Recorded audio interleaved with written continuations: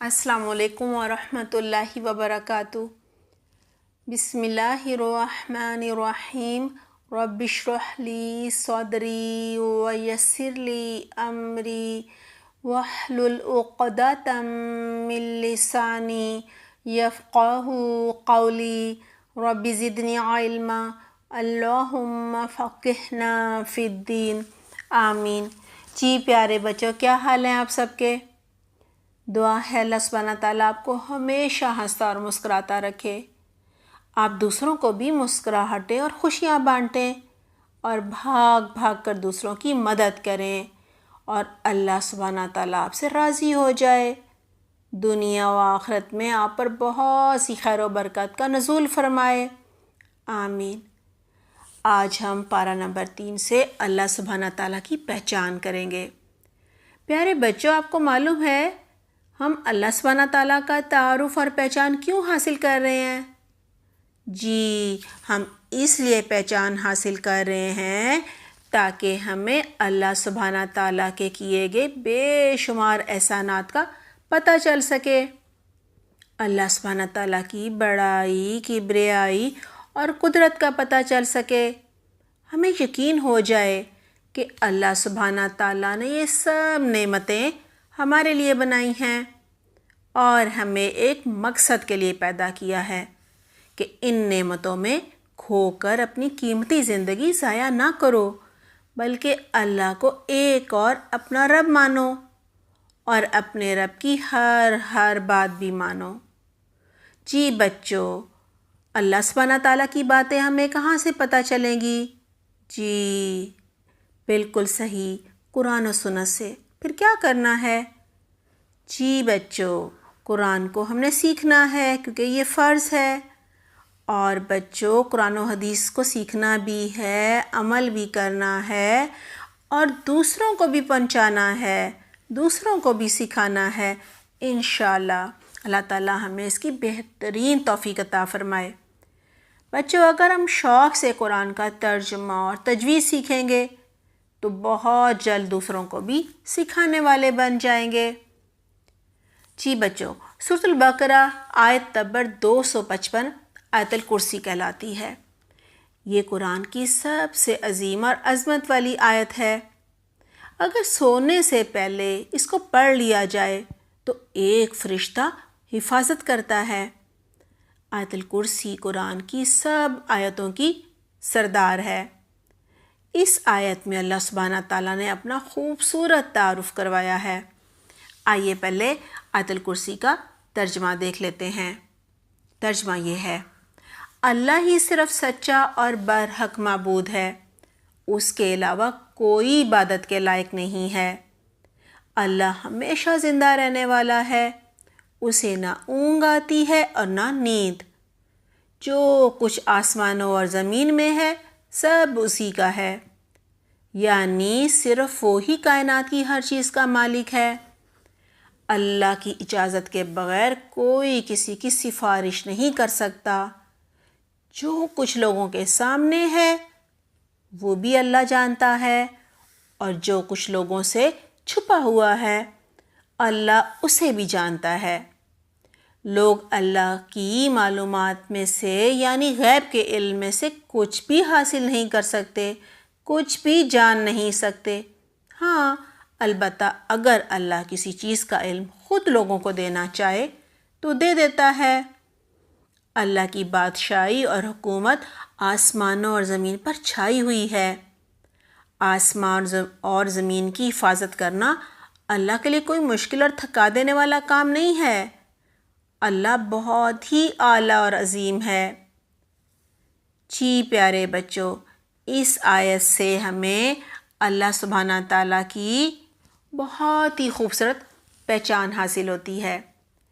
پہلی بات اس آیت الکرسی سے یہ پتہ چلتی ہے کہ اللہ سبحانہ تعالیٰ کے علاوہ کوئی اس لائق نہیں ہے کہ اس کی عبادت کی جائے، اور یہ بھی پتہ چلتا ہے کہ اللہ سبحانہ تعالیٰ ہمیشہ سے ہے اور ہمیشہ رہیں گے۔ اللہ سبحانہ تعالیٰ کے لیے کوئی بھی کام کرنا بالکل مشکل نہیں ہوتا، نہ اسے تھکن ہوتی ہے، نہ اونگ آتی ہے اور نہ ہی نیند، کیونکہ سونا تو انسانی کمزوری ہوتی ہے نا، انسان تھک جاتا ہے تو سو جاتا ہے، آرام کرتا ہے۔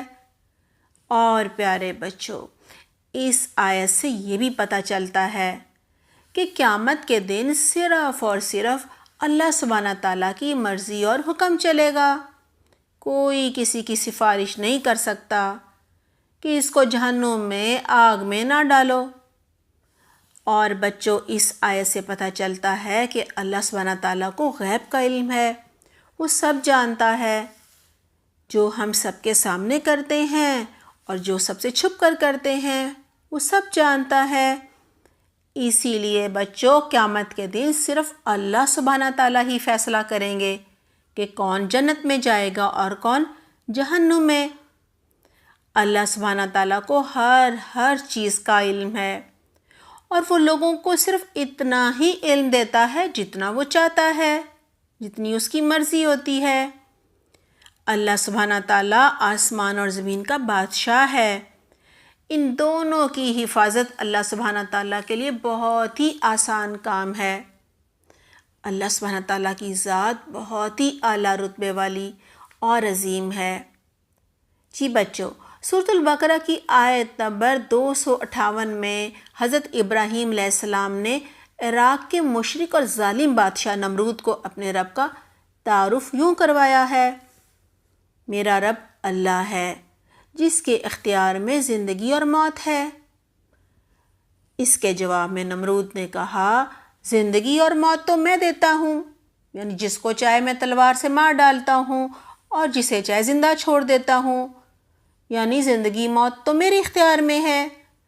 یہ سن کر بچوں، ابراہیم علیہ السلام نے کہا، اچھا اگر یہ بات ہے تو ایسا کرو کہ اللہ سبحانہ تعالیٰ تو روز سورج مشرق سے نکالتے ہیں، تم سورج کو مغرب سے نکال کر دکھاؤ، یعنی مغرب سے طلوع کرو۔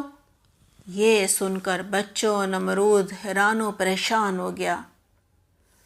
جی پیارے بچوں، اس آیت سے اللہ سبحانہ تعالیٰ کا بہت ہی خوبصورت تعارف ہوتا ہے کہ زندگی اور موت دینے والا صرف اللہ سبحانہ تعالیٰ ہے، اور سورج کو مشرق سے نکال کر مغرب میں غروب کرنا بھی صرف اللہ سبحانہ تعالیٰ کا کام ہے، صرف اس کے اختیار میں ہے۔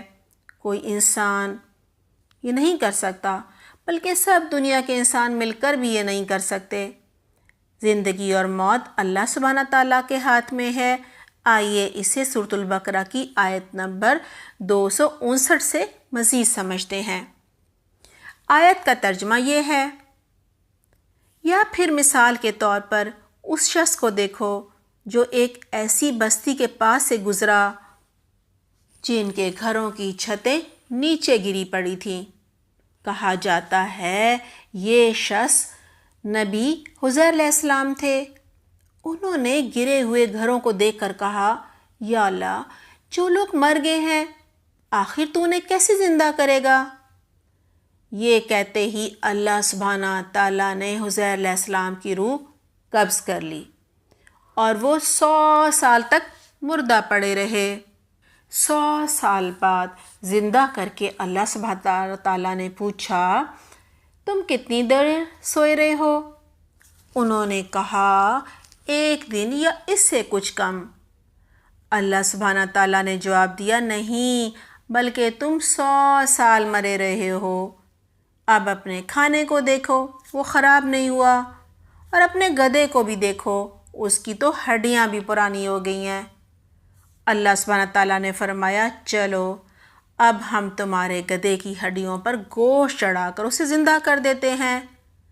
گدھے کو دوبارہ زندہ دیکھ کر حضرت عزیر علیہ السلام نے بے اختیار کہا، اے اللہ، میں جانتا ہوں کہ آپ ہر کام پر، ہر چیز پر قادر ہیں، ہر کام کرنے کی قدرت رکھتے ہیں۔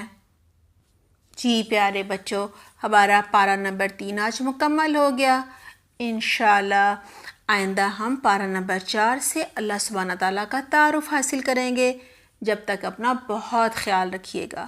سبحانک اللہم و بحمدک، نشہد ان لا الہ الا انت، نستغفرک و نتوب الیک۔ والسلام علیکم ورحمۃ اللہ وبرکاتہ۔